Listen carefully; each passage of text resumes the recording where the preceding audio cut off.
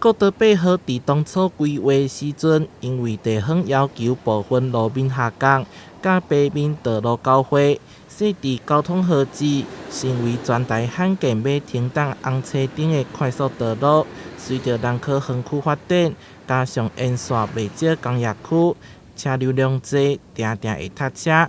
立委林俊宪邀请交通部长陈世凯会勘，争取国道8号以及第17线甲北面路口立体化工程。国道8号现在我们希望能够进到安南区以后，把它延长拉到立体化延长拉到台江大道。也就是说从台江大道开始，国道8号应该就是要高架。那可以一直接到国道1，一直甚至到最后到新化。目前国道8号安定路段立体化工程已经得到中央核定，预计明年会当发包。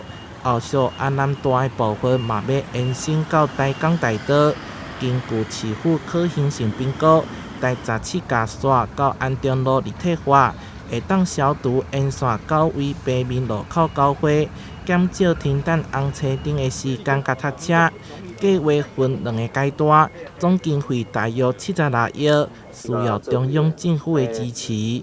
各单位各有管辖所以地方政府麻烦你们把可行性研究的那个送上来。国道8号以及第17线甲北面路口立体化了后，将提供便利的交通，有效促进科技产业以及观光发展。